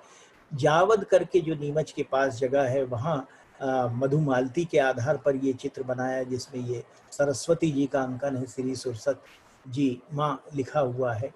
ये राजस्थानी पोशाक इसमें स्पष्ट दिखाई देती है। ग्वालियर के अंदर बहुत शानदार चित्र बने और मराठा शासकों ने विशेष रूप से अभी हितांगी हैं बड़ौदा की गायकवाड़ शासकों के समय में बहुत शानदार चित्र बने। अभी भी वहाँ की कई हवेलियों में सुंदर चित्र दिखाई देते हैं। बड़ौदा के गायकवाड़ शासक विशेष रूप से कलाचेशी शासक थे जिन्होंने राजा रवि वर्मा जैसे महान कलाकार को प्रश्रय देकर, राजा रवि वर्मा का जो सर्जनात्मक काल था सर्वाधिक वही बीता और उन्होंने बहुत शानदार वहाँ चित्र बनाए। इसलिए गायकवाड़ शासकों के यहाँ बड़ी शानदार परंपरा है चित्रों की। और इसी तरीके से इंदौर में भी होलकर शासकों के यहाँ चित्रांकन की परंपरा है। ये सिंधिया शासक हैं और बहुत शानदार उनका रेखा चित्र बनाया है। ओरछा जो भगवान रामलला का स्थान माना जाता है, वहाँ कृष्ण लीला रची गई राजा वीर सिंह जुदेव के समय में। वहाँ ये इस प्रकार की मूछें बनाई जाने की और इस प्रकार की पगड़ी पहने जाने की परंपरा है। ये सावन माह का चित्र है। दतिया जो है वहाँ भी बहुत शानदार चित्र बने बुंदेलखंड में, वहाँ की रियासतों में। ये देखिए ये एक यक्ष का चित्र है जो रघुनाथ लाइब्रेरी कश्मीर के अंदर इसका मैन्युस्क्रिप्ट रखा हुआ है। जगदीश मित्तल कमला मित्तल संग्रह में ये चित्र है हैदराबाद में। इस में आप ये देखिए कितनी सुंदर आनुपातिक आकृतियां बनाई गई हैं। ये भागवत के विभिन्न प्रसंगों के ऊपर आधारित चित्र है, पीटर मोल्म संग्रह लंदन का। इसमें आप देखिए विभिन्न छोटे छोटे खानों के अंदर विभिन्न भागवत के प्रसंग जो है वो चित्रित कर दिए गए हैं। गोधूली वेला का दृश्य भी अंकित कर दिया गया है, जब गायों को लेकर दोनों भाई बलराम और कृष्ण लौट रहे हैं। ये वहाँ के राजा शत्रुजित का अंकन है, जो लॉस एंजलिस काउंटी म्यूजियम में रखा हुआ है। बहुत शानदार अंकन। ये कृष्ण के गोवर्धन धारण का अंकन है। दतिया कलम की यह विशेषता है कि वहाँ बिहारी सस्सई के दोहों के आधार पर, अलंकारों के आधार पर बहुत चित्र बने, और सबसे बड़ी विशेषता यह है कि सफ़ेद स्याही से ऊपर कपलेट या दोहा जो है वो लिख दिया गया और नीचे जो है वो चित्र बना दिया गया। अब ये वहाँ की जगह जाति भेद के ऊपर भी आधारित चित्र बने। अब जैसे ये दोहा है, ये पीछे का भाग है, तेलन नयन तरेर के तिलमन डारत पेर, रसिक जन ऐसे फिरे ज्यों कोहू के बैल। मतलब इसका अर्थ तो आप समझ ही गए होंगे कि कोल्हू के बैल की तरह रसिक जन हो जाते हैं जब यह तेलन उनको अपनी मनोहारी मुद्राओं से रिझाती है। तो यहाँ ऊपर तो कृष्ण का अंकन है, और यहाँ ये जो है ये तेल निकालने वाली तिलहन को, ये तेलन को बताया गया है, और यहाँ मध्य में उसे चित्रित कर दिया गया। एक छोटी सी रियासत है बिजना, बुंदेलखंड में, झांसी के पास लगी हुई। वहाँ बहुत शानदार चित्र 20वीं शताब्दी में बने। अब आप ये देखिए, ये वहाँ के शासक का चित्र है, धुरमंगल सिंह। आप इसका आर्किटेक्चर देखिए, कितनी शानदार कलाकारी के साथ उसने ये चित्र बनाया है। और ये चित्र, जैसे पिछली वेबिनार में पत्रावली के ऊपर बात हुई थी, यहाँ ये लघु चित्र दे रहे हैं। और ये पत्रावली उस समय शासक भी अपने अंगों के ऊपर करवाते थे, इसलिए इनमें से प्रत्येक व्यक्ति के गाल के ऊपर जो है ये चित्र बने हुए आपको दिखाई देंगे। ये मध्य भारत में बुंदेलखंड में लोक प्रभाव वाली ये रामायण के अंकन है, जिसमें सीता और हनुमान को दर्शाया गया है। इसमें राम, सीता और हनुमान तथा सुग्रीव को दर्शाया गया है। बघेलखंड के बारे में यह कहा जाता है कि ये यह क्षेत्र रीवा जिसे है वह बघेलखंड का है। वहाँ कला इतिहासकार कहते हैं कि चित्र नहीं बने, सफ़ेद शेर के कारण जो है उसकी महत्ता है। वहाँ सफ़ेद शेर सबसे पहले मिला था, इसलिए वहाँ शक्ति निधि करके एक सीरीज जो है वो पेंट हुई, तो उसमें सफ़ेद शेर के ऊपर दुर्गा को बिठा दिया गया, बैठा चित्रित किया गया है। यह नरसिंह अवतार का चित्र है। विदर्भ जो है वहाँ ये चित्र जो है वो वहाँ की एक चित्रांकन परंपरा है। इसमें आप मराठी प्रभाव पाएंगे। गजेंद्र मोक्ष का दृश्य है। पास में ही शोरापुर है, शोरापुर में यह रागिनी का अंकन किया गया है। पैठण जहाँ की साड़ियाँ प्रसिद्ध हैं, वहाँ के अंकन के ऊपर ये आप लोग प्रभाव देख लेंगे, जिसमें चित्र में तीरंदाज को दर्शाया गया है। ये खानदेश है, यह सदाफूली के फूल हैं। ये देखिए आप, ये जो है ये गीत गोविंद के ऊपर आधारित एक श्लोक के आधार पर बनाया गया चित्र है। ये गीत गोविंद 1765 का बना हुआ था, अभी धुलिया में रखा है, मुझे मिला था ये, तो उसके ऊपर पूरा मेरी कृति प्रकाशित हुई है मैपिंग से। ये उसमें आप वासक सज्जा नायिका का चित्र है। ये लेडी विद यो-यो, ये खानदेश का चित्र है। इसके ऊपर मराठी प्रभाव देख सकते हैं। मेवाड़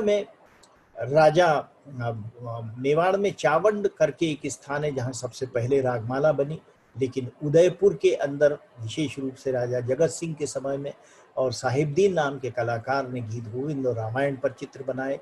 ये कुंज में बैठी हुई राधा का बड़ा सुंदर अंकन है। और ये देखिए कृष्ण लीला, जिसमें वो मटकी फोड़ते हुए कृष्ण को दिखाया गया है। ये चित्र जो है ये रामायण का साहिबदीन ने बनाया है। आप लोगों में से कोई भी ये रामायण के पूरे चित्र देखना चाहें तो ये सब ऑनलाइन छत्रपति शिवाजी म्यूजियम मुंबई की वेबसाइट के ऊपर उपलब्ध हैं, उन्हें आप देख सकते हैं। इनके ऊपर एक विशेष पूर्ण शोध कार्य जो है वो जेपी लॉस्टी नाम के प्रख्यात कला इतिहासकार जो ब्रिटिश म्यूजियम में थे, उन्होंने किया है। नाथद्वारा कलम के संबंध में पिछली बार बड़े विस्तार से हिमांगी ने चर्चा की थी। ये हमें फिर मैं ये निवेदन करूं कि ये वल्लभ संप्रदाय की कलम है, और इसका सीधा संबंध वृंदावन से है, इसकी जड़ें जो हैं वो वृंदावन से ही हैं। इसलिए वृंदावन में जो चित्रांकन की परंपरा है, उस चित्रांकन की परंपरा जिसके कुछ चित्र मुझको इन्होंने परिधि ने उपलब्ध कराए थे, उसका व्यापक रूप से अध्ययन होना चाहिए, क्योंकि उसी का प्रभाव जो है ये नाथ द्वारा शैली के ऊपर पड़ा है। ये श्रीनाथ जी की बहुत सुंदर पिछवाई है। ये दृश्य है, बड़ा आध्यात्मिक दृश्य है, जिसमें नाव में भव सागर से पार कराने की जो इच्छा होती है उसे चित्रित किया गया है। बहुत शानदार चित्र है किशोरी जी का और कृष्ण का, जिसमें वे वृंदावन की शोभा भी है और प्रगल्भ नायिका के रूप में राधा को और भगवान कृष्ण को पूरे उल्लास के साथ चित्रित किया गया है। राजस्थान में देवगढ़ करके एक स्थान है, यह मेवाड़ रियासत के अंतर्गत आता था, जहाँ चोखा और बैजनाथ पिता पुत्र जैसे महान कलाकार हुए। ये कंफ्यूज्ड कृष्णा, ये एक व्यक्तिगत संग्रह का चित्र है। आप ये देखिए, भ्रमित कृष्ण, यशोदा यहाँ खड़ी थी, वो यहाँ चली गई, वैसे ही यह गोपी यहाँ आई और कृष्ण के पास आ गई। तो कृष्ण जो है वो घबरा करके देखने लगे, गाय घबरा करके उनकी ओर देखने लगी और यशोदा देखने लगी कि ये गोपी कहाँ गई है, और ये भ्रमित कृष्ण ऐसे हुए कि ये दूध जो है ये मटकी के बाहर गिर रहा। बहुत शानदार चित्र है ये चोखा का बनाया हुआ। ये राम दरबार का चित्र है देवगढ़ शैली का। सांवर एक छोटा सा ठिकाना है, यहाँ देखिए कितने सुंदर रंगों के साथ जो है वो चित्रित किया है। तो राजस्थान के जो में मेवाड़, मारवाड़, हाड़ौती और ढूंढार, ये 4 अंचल हैं। इसमें मेवाड़ में उदयपुर, नाथद्वारा, देवगढ़, सांवर, शाहपुरा, बनेड़ा, बागोर और बेगू जैसी शैलियाँ, उपशैलियाँ और ठिकाना शैलियाँ हैं। मारवाड़ में जोधपुर, बीकानेर, किशनगढ़, अजमेर, नागौर, जैसलमेर, घाणेरा और रियाँ, भिनाय और जूनिया हैं। हाड़ौती में बूंदी, कोटा और झालावाड़ है। ढूंढार में आमेर, जयपुर, शेखावाटी, अलवर, उनियारा, झिलाय, इसरदा, सामोद और शाहपुरा है। तो ये जो है इसी तरीके की ठिकाना शैली है मालपुरा की, जिसमें नायिका जो है ऊपर पंखियों की, उड़ती हुई पक्षियों की इस पंक्ति को निहार रही है। जोधपुर एक बड़ा महत्वपूर्ण मारवाड़ का स्थान है, जहाँ के शासक जो हैं बड़े कला प्रेमी थे। यहाँ शासक जो हैं उनको अपनी नायिका के साथ बैठे हुए चित्रित किया गया है। इसकी विशेषता ये है कि ये पगड़ियाँ जो हैं ऊंची होती हैं। अब आप इसकी सिमिट्री देखिए, ये गज युद्ध है, इसमें आप देखिए कितने आनुपातिक रूप से चित्र बनाए गए हैं। इसमें भी आप अनुपात देखिए, ये पोलो खेलते हुए राजाओं का चित्र है। यह ढोला मारू की कहानी यहाँ आपने सुनी होगी राजस्थान की, उसमें ढोला और मारवाणी को ऊंट के ऊपर बैठे हुए चित्रित किया गया है। बीकानेर बहुत शानदार एक स्टेट रही, जहाँ हामिद रुकनुद्दीन और उस्ताद ईसा खां जैसे उस्ता कलाकार हुए। उस्ताद का अपभ्रंश है उस्ता। ये लोग मुल्तान के थे, बाद में मतलब कन्वर्ट हो गए, ये परिवर्तन हो गया, धर्म परिवर्तन करके मुसलमान हो गए और आके जब ये यहाँ बीकानेर में बसे तो यहाँ के राजाओं ने संरक्षण दिया। ये मुगल प्रभाव भी इनमें स्पष्ट दिखाई देता है।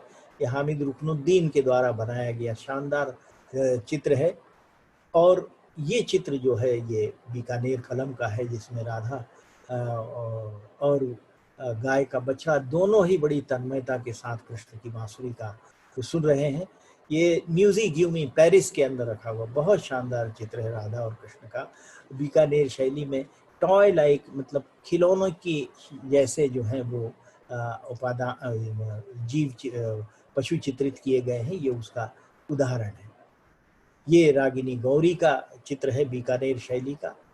और ये देखिए कितना शानदार चित्र है नायिका का, एक एक पुष्प की एक एक पाखुरी को आप गिन सकते हैं। जैसलमेर उसी से लगा हुआ क्षेत्र है। जैसलमेर के राजा जो है वो जा रहे हैं पालकी में। अब किशनगढ़ का ब्रज से बड़ा सीधा संबंध है और तिवारी जी ने मुझे विस्तार से इसके संबंध में जानकारी दी कि राजा सावंत सिंह जो किशनगढ़ के शासक थे और बड़ी ठणी जो थी वहाँ की नायिका जो उनकी प्रेयसी थी, वो दोनों बाद में संन्यास लेकर के यहाँ वृंदावन आ गए। यहाँ उनकी समाधियाँ बनी हुई हैं। किशनगढ़ की राधा जो है यह बड़ी प्रसिद्ध है, क्योंकि सावंत सिंह जो थे राजकुमार वहाँ के, किशन सिंह ने इसे बनाया था और रूप सिंह जो थे वो बाजार से मुगल हाट से खरीद कर बड़ी ठणी को लाए थे, जिसका नाम बाद में बड़ी ठणी हुआ रसिक बिहारी के नाम से, जिन्होंने कवित्त रचे। और तिवारी जी ने मुझको यह भी बताया कि बांके बिहारी जी के मंदिर में रसिक बिहारी जी के कवित्त को सुनकर ही बांके बिहारी शयन करते हैं। तो ये एक शास्त्रोक्त नायिका के जो लक्षण हैं वो हैं। ये ऐसी सामान्य नायिका दिखेगी नहीं, इतनी बड़ी बड़ी आंखें और इतना सुंदर अनुपात। जब डिकिंसन और डॉक्टर कार्ल खंडालावाला 1959 में वहां गए किशनगढ़ तो किशनगढ़ के राजा ने उनके सामने एल्बम रखे। कुछ एल्बम थे नहीं महत्वपूर्ण, तो उन्होंने जब देखा एक एल्बम, तो उसमें बड़ी ठणी के ये दृश्य दिखाई दिए और इतने सुंदर अंकन दिखाई दिए। तो एरिक डिकिंसन ने कहा था कि मुझको लगा जैसे यहाँ अबिसिनियन संगीत साकार हो गया। I found as if a bed is singing on Mount Tabora। बहुत शानदार अंकन है और इसीलिए मैंने एक जगह लिखा कि यह सौंदर्य का चित्रांकन नहीं है, सौंदर्य का राधांकन है, सौंदर्य की पराकाष्ठा है राधा, सौंदर्य की उपमा उनके सामने बहुत छोटी पड़ जाती है। इसलिए इतनी सुंदर बड़ी ठनी का अंकन जो किशनगढ़ शैली में हुआ, वह उसके सामने मैं समझता हूँ कि मोनालिसा की कोई तुलना ही नहीं है। मोनालिसा का सौंदर्य उसके सामने बहुत फीका है। ये निहाल चंद, मूरध्वज निहाल चंद, उनका खास, उनका विशेष चितेरा था जिसने किशनगढ़ शैली के चित्र बनाए। ये किशनगढ़ की नायिका है। डॉक्टर फैयाज अली ने काम किया है इसके ऊपर बहुत, जो किशनगढ़ महाराजा के शिक्षक थे। और ये बोट सीन है, ये बहुत पॉपुलर है, बहुत राष्ट्रीय संग्रहालय में रखा हुआ है ये, जिसमें ये किशोरी जी और भगवान कृष्ण दोनों बोट में नाव में अपनी सखियों के साथ जा रहे हैं। और ये शानदार अंकन आप देखिए, ये गोवर्धन धारण का है, इसमें एक एक चित्र भी देखा जा सकता है, कृष्ण को देखा जा सकता है। ये सिरोही कलम है, ये एक ठिकाना कलम, ये अजमेर है जहाँ जैन देवी की जो का अंकन जो है इसमें किया गया है। ये नागौर जिसके ऊपर मुगल प्रभाव था वहाँ का अंकन है। ये जूनिया जहाँ देवी दुर्गा को चित्रित किया गया। ये छोटे छोटे ठिकाने हैं। बूंदी में ये सरस्वती, बूंदी के अंकन बड़े प्रसिद्ध हैं, वहाँ की रागमाला। ये prince of new art gallery of New South Wales में राग वसंत का चित्र है बूंदी कलम का। यहाँ बहुत कोमल और तन्वंगी, बहुत कोमल नायिका को चित्रित किया गया है। यह भी राग वसंत का भगवान कृष्ण का सुंदर अंकन है। ये कांटा निकालती हुई सखी नायिका जो है वो खड़ी हुई है वृक्ष के नीचे। ये गुणकली रागिनी का चित्र है, आप इसमें देखिए कितने शानदार ढंग से नायिका को चित्रित किया गया है। ये गीत गोविंद की दृश्य के प्रसंग का अंकन है, जिसमें राधा और कृष्ण को इस सघन वनाच्छादित वनस्पतिक वातावरण में चित्रित किया गया है। कोटा एक महत्वपूर्ण रियासत थी, हाड़ौती अंचल की कोटा, बूंदी और झालावाड़, ये वहाँ का नृसिंह का अंकन है। और ये जो है this is the bejewelled heroine of Kota. देखिए आप कितनी सुंदर अलंकरण वाली नायिका को चित्रित किया है। कोटा के आसपास वन्य शोभा बहुत थी, अब तो नहीं है, तो ये वहाँ के सिंहों को चित्रित किया गया है। ये वहाँ जो शिकार करने के लिए राजा जाते थे और अपने लिए जो हट्स बनवाते थे वो वहाँ का सब स्थापत्य इसमें है। ये सुंदर रास का चित्र है जिसमें राधा और कृष्ण को बीच में दर्शाया गया है। राजस्थान में झालावाड़ में ये राम दरबार का, मैं जैसे कह रहा था कि आप सीता जी की साड़ी की एक एक धारी को गिन सकते हैं। ये सुंदर चित्र झालावाड़ का है। ये वहाँ अवतार चरित नाम का एक ग्रंथ बना जो रामचरितमानस के प्रसंगों पर आधारित है। उसमें ये पूरी शोभा के साथ अशोक वाटिका का चित्र है। आमेर जयपुर का पुराना नाम है, आमेर करके एक जगह है, वहाँ ये चित्र बनाए गए। मुगल प्रभाव से प्रभावित है। ये निकुंज में जाते हुए राधा और कृष्ण का अंकन है। ये कुंज में बैठे हुए राधा और कृष्ण चित्रित किए गए हैं। यह संगीत सुनते हुए चित्रण है। यह भक्तामर जो जैन ग्रंथ है उसके आधार पर एक चित्रित है। और ये अलवर एक छोटी सी जयपुर के पास है रियासत। देखिए आप कितने शानदार राधा और कृष्ण को चित्रित किया गया है। वहाँ राधा कृष्ण के आधार पर और राग रागिनियों के आधार पर बहुत शानदार अंकन हुए। ये भी अलवर का कलम का चित्र है, इसकी सफाई और इसका वो देखिए आप। और ये व्यक्ति चित्र है वहाँ का। ये राधा और कृष्ण का राग हिंडोला का चित्र है अलवर शैली का। उनियारा एक छोटी सी रियासत है, यहाँ भी देखिए कितना छोटा सा ठिकाना होने के बावजूद वहाँ कितना सुंदर संगीत का यह अंकन किया गया है। वहीं यह भगवान कृष्ण को वहाँ के राजा को दर्शन देते हुए चित्रित किए गए हैं। सिख कलम बनी जिसमें इमाम बख्श ने बहुत शानदार चित्र बनाए। पंजाब में यहाँ गुरु नानक को अपने सहयोगियों, अपने अनुयायियों के साथ बैठे चित्रित किया गया है। और यहाँ राधा और कृष्ण को भी चित्रित किया गया है। गुरु गोविंद सिंह जो थे वो राधा कृष्ण के परम भक्त थे, उन्होंने लिखा भी है बहुत, तो उनका उस आधार पर चित्रित किया गया है। पहाड़ में बसोहली एक छोटी सी जगह है जहाँ राजा भोगपाल ने, जिसके समय में बहुत बढ़िया चित्र बने, राजा संग्राम पाल के समय में चित्र बने, नायक नायिका का ये चित्र देखिए। ये देखिए, ये बिहारी सत्सई के दोहे पर आधारित चित्र है। अरी दहेड़ी जिनि धरे जिनि तू ले ही उतारी, नीच के हैं छी के नुए ऐसे ही रहनारी। वो कह रहे हैं कि भी तुम दही की जो छीके से निकाल रही हो, इसको दहेड़ी को वैसी रखी रहने दो क्योंकि तुम वैसी ही अच्छी लग रही हो।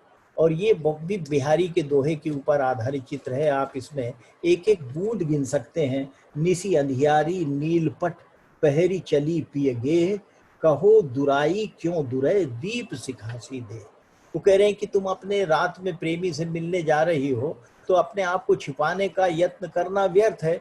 उसका कारण ये है क्योंकि तुम्हारी देह इतनी गोरी है, इतनी धवल है कि तुम छुप ही नहीं सकती अंधकार में। निसी अंधियारी नीलपट पहरी चली पिए गे। यहाँ नायक और नायिका को बताया गया है। सुंदर अंकन है। पहाड़ी शैली के अंकन में कांगड़ा का बड़ा महत्व है। बसोहली और कांगड़ा, ये कांगड़ा में राग वसंत का चित्र है। ये नायिका को देखिए आप, कितनी सुंदर नायिका को उसका बालक उसे दर्पण दिखा रहा है। ये चित्र जो है वो मैना का है, पार्वती की माँ का, हिमालय राज की पत्नी, वो दक्ष की पत्नी, उनका चित्रण किया गया है। वो सोकर उठी हैं। ये भगवान कृष्ण का चित्र है जब वो अपनी प्रतिज्ञा तोड़कर भीष्म पर चक्र उठा लेते हैं और भीष्म कहते हैं कि आपका प्रण तोड़ने के लिए ही मैंने ये यत्न किया है, मैं आपका यही परेशानी भरा स्वरूप निहारना चाहता हूँ। और ये बहुत सुंदर अंकन शंकर और पार्वती का है। ये राम, सीता और लक्ष्मण का है। राम के पांव से कांटा निकाल रहे हैं, नीचे हनुमान को चित्रित किया गया है। यह राधा और कृष्ण का सुंदर अंकन है हर्ष दहेजिया संग्रह का। और ये बरसात के बाद का अंकन है। बारिश थम गई है और नायक और नायिका झरोखे में बैठे हुए। ये गीत गोविंद की अंतिम अष्टपदी के आधार पर बनाया गया कांगड़ा शैली का अंकन है, जिसमें राधा कृष्ण से आग्रह करती हैं कि मैं अब अपने पुराने स्वरूप में नहीं लौटना चाहती, अब तुम मुझे अपने उसी स्वरूप में मैं अब कृष्णमय ही रहना चाहती हूँ। और कृष्ण कहते हैं कि मैं भी अब अपने पुराने स्वरूप में नहीं लौटना चाहता, मैं भी राधामय ही रहना चाहता हूँ। चंबा में बहुत सुंदर पहाड़ी रियासत में होली के चित्र बने। ये राधा बन गई कांस्टेबल, रुक्मणी बनी कप्तान, पकड़े गए कृष्ण भगवान, ये जो भजन गाया जाता है यह उसका चित्र है। कृष्ण राधा जो है वो कृष्ण को बंदी बना रही हैं। ये नूरपुर में एक बहुत छोटा सा ठिकाना है पहाड़ का, वहाँ ये देवी का अंकन है। वहाँ भी बहुत शानदार राधा और कृष्ण की होली के अंकन बने। ये कुल्लू के अंदर देवी का अंकन बनाया गया। गढ़वाल एक छोटी सी जगह है जहाँ उत्तराखंड में, जहाँ के महान कलाकार थे मूलाराम, उन्होंने ये रुक्मणी हरण के बाद जो कृष्ण, ये रुक्मणी विवाह का दृश्य है उसे चित्रित किया है। अलग अलग खानों में अलग अलग दृश्य हैं। और ये गीत गोविंदम, जिसमें मुगल शैली का प्रभाव देख सकते हैं, गीत गोविंदम के प्रथम श्लोक के आधार पर चित्र बनाया गया, मंगल श्लोक के आधार पर।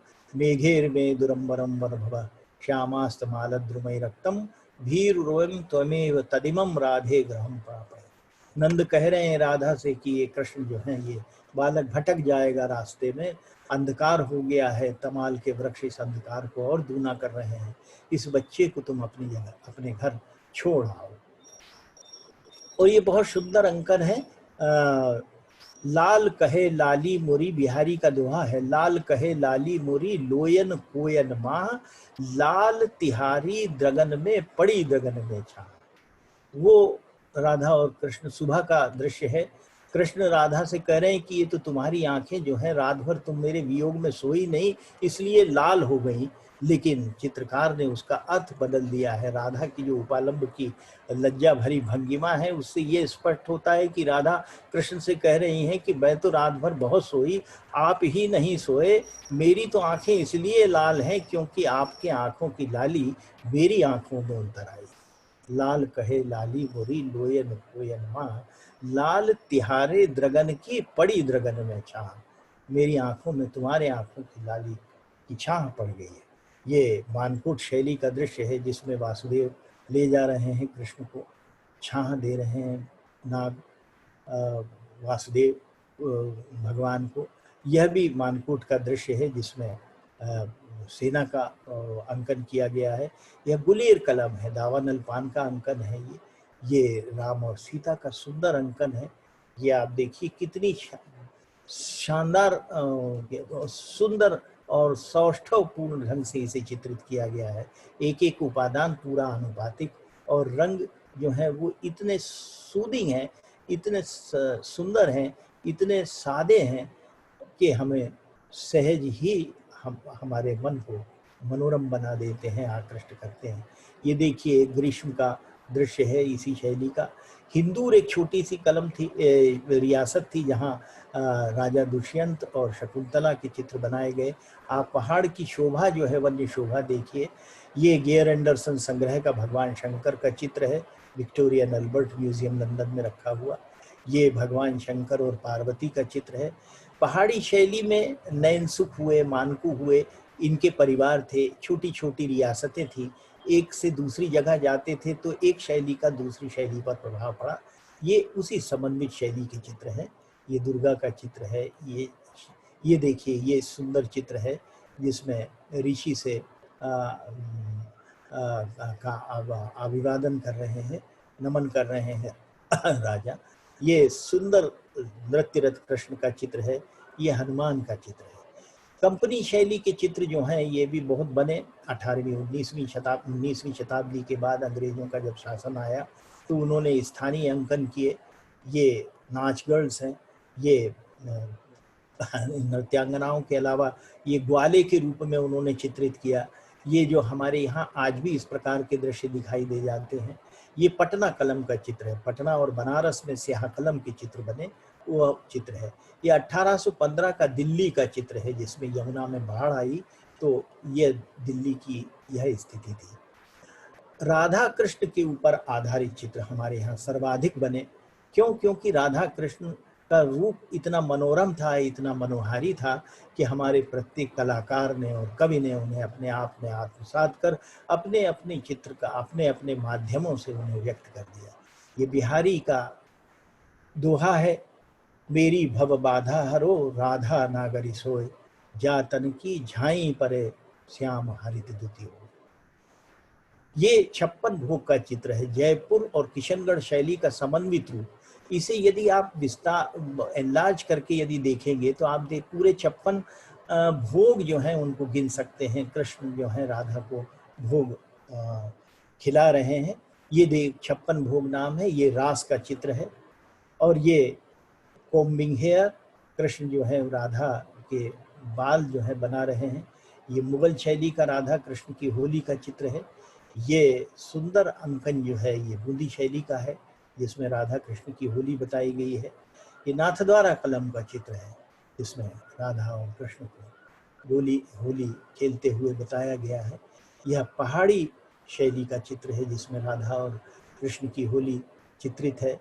और ये बहुत सुंदर अंकन है राधा और कृष्ण का।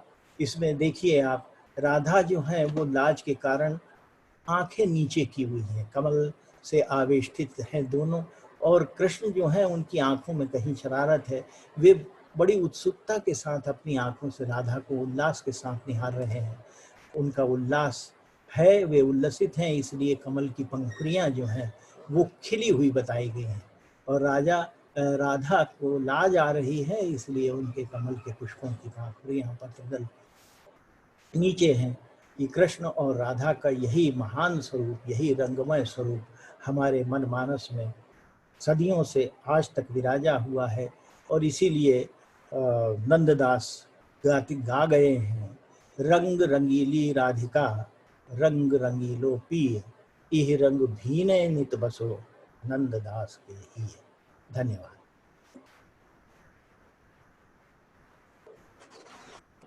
Should I stop share? Yes, sir. Yes, sir. Please do that. Stop share कर दूं? Yes, sir. Okay. जी सर।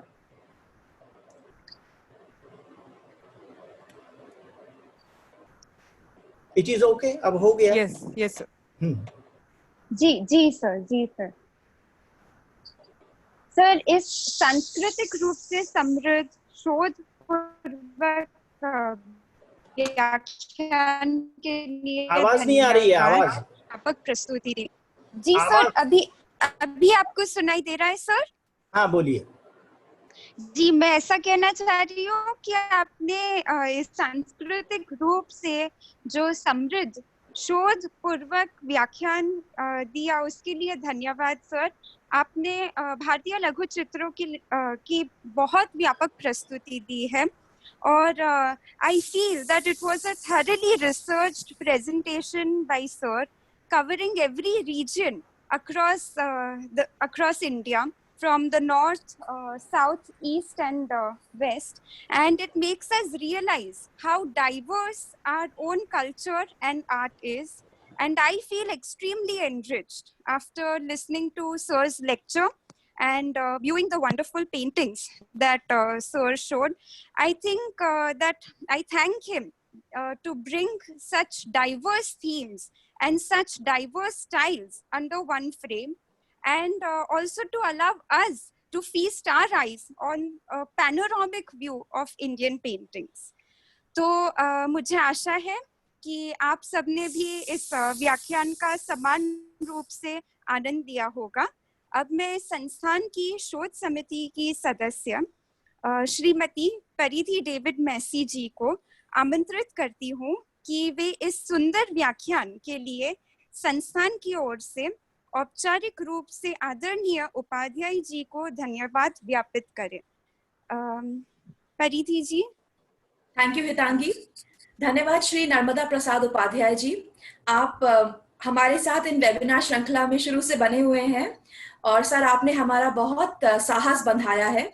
हमें आपसे बहुत सीखने को मिला है और वी रियली लुक फॉरवर्ड जब भी आपका व्याख्यान होता है। So all of us researchers really get very excited for your work.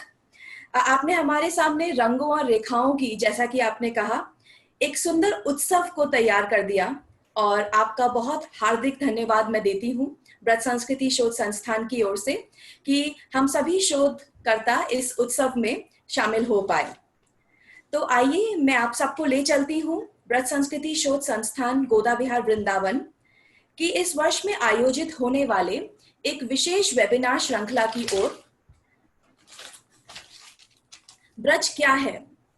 हर एक व्यक्ति, अनेक विचार, अनेकानेक धर्म, उसकी कलाएं, वास्तुशास्त्र के रूप, भाषाओं, इतिहास, धर्मों और इन धर्मों का आपस में संवाद, तीर्थ संस्कृति, आस्था, भक्ति और लोक गीतों की इस सुंदर माला को ही शायद हम ब्रज कहते हैं।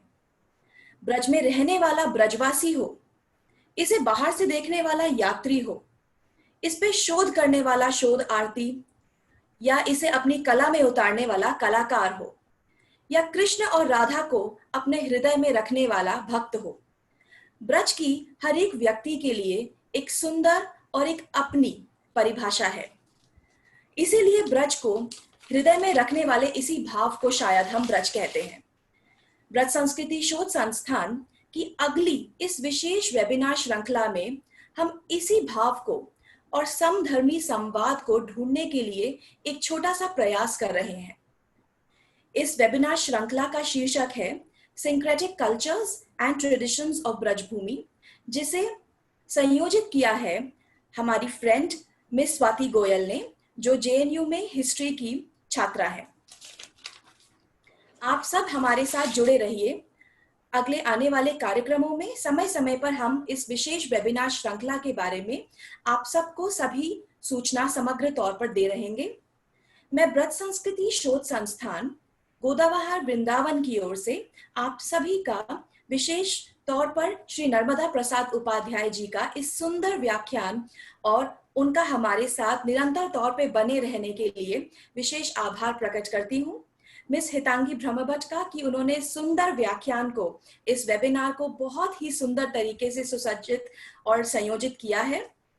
श्री लक्ष्मी नारायण तिवारी जी, जो फाउंडर सेक्रेटरी हैं ब्रज संस्कृति शोध संस्थान के, जिनके निर्देशन और मार्गदर्शन के बिना हम कोई भी कार्य नहीं कर पाएंगे। ब्रज संस्कृति संस्थान की पूरी टीम, मिस सुरभि पांडे, स्वाति गोयल, स्नेहा नागरकर, अमनदीप वशिष्ठ, हितांगी ब्रह्मभट्ट और सबसे स्पेशल मिस वर्षा तिवारी जी का धन्यवाद देती हूँ। और आप सबको हमारे साथ निरंतर तौर पे इस वेबिनार श्रृंखला में जुड़ने के लिए सभी ऑडियंस शोधकर्ताओं का धन्यवाद। अब कार्यक्रम को मैं विराम देती हूँ और आशा करती हूँ कि पिछले वेबिनार श्रृंखलाओं और व्याख्यान मालाओं में जिस तरीके से आप हमारे साथ जुड़े हुए हैं, आगे भी इस वर्ष आप हमारे साथ निरंतरता से जुड़े रहेंगे। ब्रज संस्कृति शोध संस्थान की ओर से आपका धन्यवाद। राधे राधे एंड धन्यवाद सभी को।